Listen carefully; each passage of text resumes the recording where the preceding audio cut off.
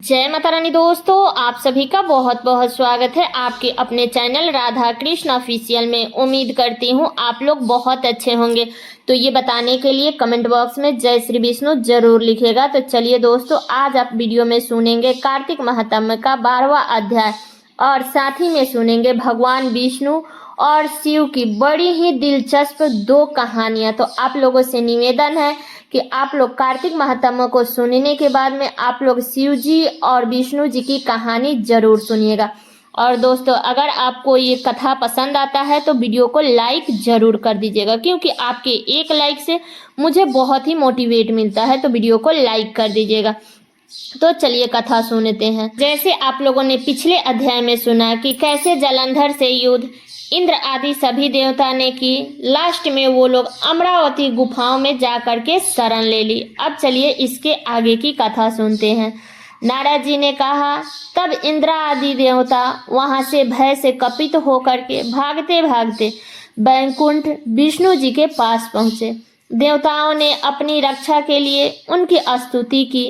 देवताओं की उन दिन वाणी को सुनकर करुणा सागर भगवान विष्णु ने उनसे कहा कि हे देवताओं, तुम भय को त्याग दो, मैं युद्ध में शीघ्र ही जलंधर को देखूंगा। ऐसा कहते ही भगवान गरुड़ पर जा बैठे। तब सनुद्र तान्या लक्ष्मी जी ने कहा कि हे नाथ, यदि मैं सर्वदा आपकी प्रिय और भक्त हूँ तो मेरा भाई आपके द्वारा युद्ध में नहीं मारे जाना चाहिए।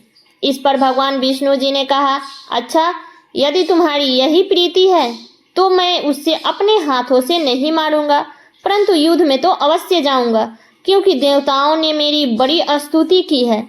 ऐसा कह भगवान विष्णु युद्ध के लिए उस स्थान पर जा पहुंचे जहां जलंधर विद्यमान था। जलंधर और विष्णु का घोर युद्ध हुआ। विष्णु के तेज से कपित देवता सिंहनाद करने लगे। फिर तो अरुण के अनुज और गरुड़ के पंखों की प्रबल वायु से पीड़ित हो दैत्य इस प्रकार घूमने लगे जैसे आंधी से बादल आकाश में घूमते हैं। तब अपने वीर दैत्यों को पीड़ित होते देखकर जलंधर ने क्रोध होकर विष्णु जी को उद्धत वचन कहकर उन पर कठोर आक्रमण कर दिया। तो ये थी कार्तिक महात्म्य का 12वां अध्याय। अब चलिए सुनते हैं विष्णु भगवान और शिव जी की कहानी। जब विष्णु भगवान ने शिव को मुश्किल से बाहर निकाले थे तब की कहानी। योगिक कथाओं में ऐसी कई कहानियां हैं जिनमें बताया गया है कि शिव की करुणा कोई भेदभाव नहीं करती है और वह किसी की इच्छा पर बच्चे की तरह भोलापन दिखाते हैं। एक बार गजेंद्र नामक एक असुर था। गजेंद्र ने बहुत तप किया और शिव जी से यह वरदान पाया कि वह जब भी उन्हें पुकारेगा तो शिव को आना होगा। त्रिलोकों के सदा शरारती ऋषि नारद जी ने देखा कि गजेंद्र हर छोटी छोटी बात के लिए शिव को पुकार लेता था। तब उन्होंने गजेंद्र के साथ एक ऐसी चाल चली। उन्होंने गजेंद्र से कहा, तुम शिव को बार बार क्यों बुलाते हो? वह तुम्हारी हर पुकार पर आ जाते हैं। क्यों नहीं तुम उनसे कहते हो कि वो तुम्हारे अंदर आ जाएं और वहीं रहे, जिससे वो हमेशा तुम्हारे अंदर होंगे। गजेंद्र को यह बात अच्छी लगी और फिर उसने फिर से उन्हें शिव जी की पूजा की।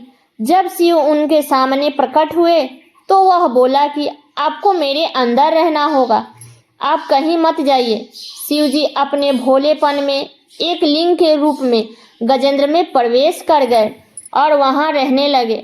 फिर जैसे जैसे समय बीता पूरे ब्रह्मांड शिव की कमी महसूस कर रहा था। कोई नहीं जानता था कि वो वहां है। सभी देव और गण शिव के खोजने लगे। काफी खोजने के बाद जब किसी को यह पता नहीं लग पाया कि वो कहाँ है तो वो हल ढूंढने के लिए विष्णु के पास गए। विष्णु ने स्थिति देखी और कहा कि वह गजेंद्र के अंदर है।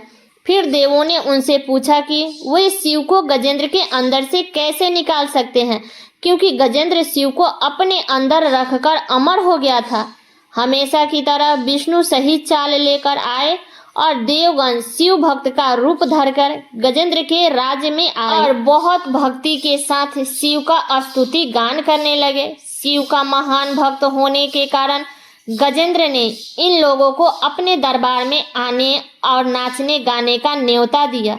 शिव भक्त के वेश में देवों का दल आया और वो बहुत भावनाओं के साथ बहुत भक्ति पूर्वक वो शिव के लिए भक्ति गीत गाने और नाचने लगे। शिव जो गजेंद्र के अंदर बैठे हुए थे अब खुद को रोक नहीं सकते थे। उन्होंने जवाब देना ही था तो वह गजेंद्र के टुकड़े टुकड़े करके उनसे बाहर आ गए। ये थी शिव विष्णु की पहली कहानी। अब चलिए सुनते हैं दूसरी कहानी। शिव जी की पूजा देवता और राक्षस, देव और असुर, श्रेष्ठ और अधम दोनों करते हैं। वो हर किसी के लिए महादेव है। विष्णु जी भी उनकी पूजा करते थे। विष्णु की शिव भक्ति को बताने वाली एक सुंदर कहानी है। एक बार विष्णु ने शिव से वादा किया कि वह शिव को 1008 कमल अर्पित करेंगे। वह कमल के फूलों के तलाश में गए और पूरी दुनिया में खोजने के बाद भी उन्हें सिर्फ 1007 ही कमल के फूल मिले। एक कम था। तब उन्होंने आकर सब कुछ शिव के सामने रख दिया, लेकिन शिव ने अपनी आंखें नहीं खोली। वह सिर्फ मुस्कुराए क्योंकि एक कमल कम था।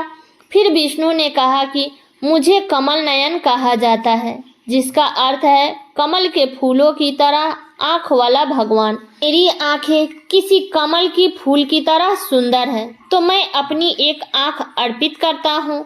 और उन्होंने तुरंत अपनी दाहिनी आंख निकाल करके लिंग पर रख दिया।